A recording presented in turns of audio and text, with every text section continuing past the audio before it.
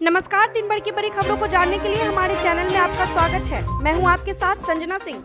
आज इस बुलेटिन में हम बात करेंगे अमेरिका राजदूत ने क्यों कहा लक्ष्मण रेखा कोई पार न करे। फिर हम बात करेंगे अमेरिका में हिंदुओं को कैसे टारगेट कर रहे हैं खालिस्तानी। फिर हम जानेंगे चुनाव से पहले कांग्रेस को लगा एक और झटका। बुलेटिन के आखिरी में बात करेंगे कांग्रेस और डीएमके पर क्यों बरसे विदेश मंत्री। मगर इस सबसे पहले एक झलक सुर्खियों पर।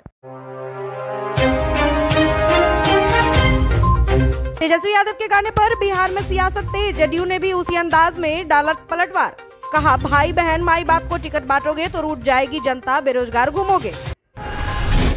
बीजेपी जहां इलेक्ट्रल बॉन्ड पॉलिसी को सही ठहरा रही है, तो वहीं विपक्ष का आरोप है कि बीजेपी ने डरा धमका कर ज्यादा चंदा वसूल किया है।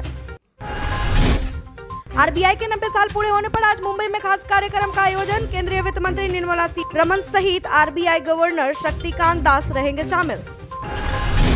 शराब नीति मामले से जुड़े मनी लॉन्ड्रिंग केस में अरविंद केजरीवाल की ईडी हिरासत आज हो रही खत्म, कोर्ट में किया जाएगा पेश। बसपा की नई रणनीति में चंद्रशेखर के खिलाफ प्रचार में उतरेंगे मायावती के भतीजे आकाश आनंद।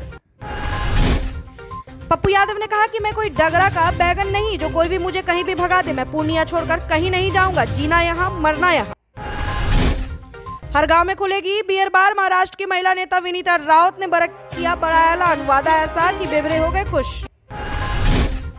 समाजवादियों की धरती मधेपुरा में कोई भी समाजवादी नेता हैट्रिक नहीं लगा सका। मधेपुरा लोकसभा सीट फिर बनेगा यादवी संघर्ष का गवाह। बिहार की सीटों पर कांग्रेस के मंथन। कटिहार से ताड़ी कनबर और किशनगंज से मोहम्मद जावेद का नाम फाइनल हुआ। कांग्रेस ईसी की बैठक जारी। सोनिया खरगे मौजूद। तेलंगाना के उम्मीदवारों की लिस्ट आ सकती है। अब तक 212 कैंडिडेट का ऐलान।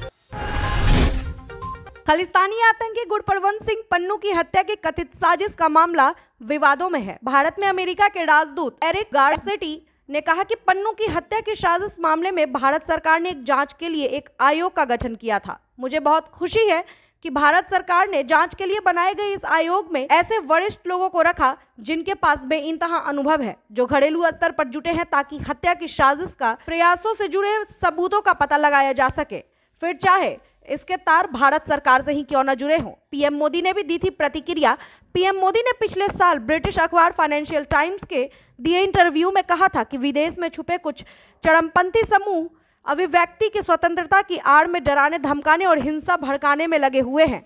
उन्होंने कहा था कि सुरक्षा और आतंकवाद विरोधी सहयोग दोनों देशों के बीच साझेदारी का प्रमुख पैमाना रहा है। मुझे नहीं लगता कि कुछ घटनाओं को दोनों देशों के राजनीतिक संबंधों से जोड़ना उचित है। हमें इस तथ्य को स्वीकार करने की जरूरत है कि हम बहुपक्षवाद के युग में जी रहे हैं। दुनिया एक दूसरे से जुड़ी होने के साथ साथ एक दूसरे पर निर्भर भी है।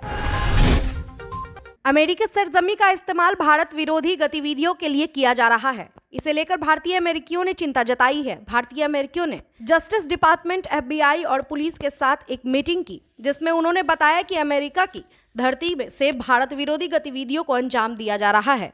इस मीटिंग में मौजूद कई भारतीय अमेरिकियों ने इस बात पर नाराजगी जाहिर की कि अमेरिका में जांच एजेंसी भारत में आतंकवादी गतिविधियों को बढ़ावा देने वाले के खिलाफ कोई कार्रवाई नहीं कर रही। दरअसल हाल ही में अमेरिका में हिंदू और जैन मंदिरों पर हमले बढ़ गए हैं। इसी को लेकर ही भारतीय समुदाय के नेता अजय जैन भटूरिया ने बैठक आयोजित की थी। इसमें 2 दर्जन से ज्यादा प्रतिष्ठित भारतीय अमेरिकियों ने हिस्सा लिया था।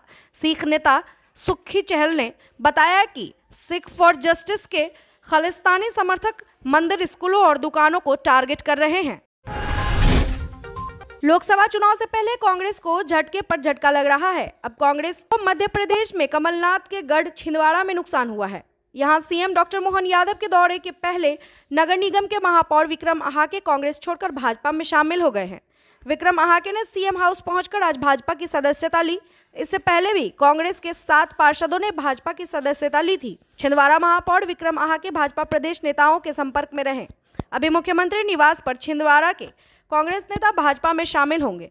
बता दें कि आज मुख्यमंत्री डॉक्टर मोहन यादव छिंदवाड़ा दौरे पर रहेंगे। मुख्यमंत्री चौड़ई में रोड शो करेंगे, जिसके बाद शाहपुर में सभा को संबोधित करेंगे। रात्रि 8:30 बजे जिला मुख्यालय में आयोजित प्रबंधुजन सम्मेलन में शामिल होंगे। इस कार्यक्रम में व्यापारियों को भी आमंत्रित किया गया है। छिंदवाड़ा में रात्रि विश्राम के बाद मुख्यमंत्री मंगलवार सुबह सामाजिक बंधुओं की बैठक में शामिल होंगे। विदेश मंत्री एस जयशंकर ने कच्चाथीवू द्वीप मामले में कांग्रेस और डीएमके पर जमकर निशाना साधा। उन्होंने विस्तार से इस मामले पर जानकारी दी। एस जयशंकर ने कहा कि यह कोई ऐसा मुद्दा नहीं है जो अचानक से सामने आ गया हो। यह एक जीवंत मुद्दा है। यह एक ऐसा मुद्दा है जो संसद और तमिलनाडु हलकों में इस पर बहुत बहस हुई है। जून 1974 के समय दोनों देशों के बीच ये समझौते हुए थे। तत्कालीन सरकार ने संसद में कहा था कि इस समझौते से भारत के मछुआरे के अधिकारों को नहीं छीना गया है। इसके बाद 2 साल बाद 1976 में दोनों देशों के बीच चिट्ठी लिखी गई। 2 साल बाद सरकार ने फैसला कर लिया था कि भारत के मछुआरे श्रीलंका की सीमा में दाखिल नहीं होंगे। तो सरकार यह रवैया कुछ ऐसा था जिसकी वजह से विवाद गहराता चला गया।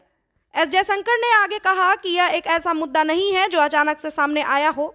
2 पार्टियां कांग्रेस और द्रमुक ने इस मामले को ऐसे उठाया जैसे इनकी कोई जिम्मेदारी ना हो।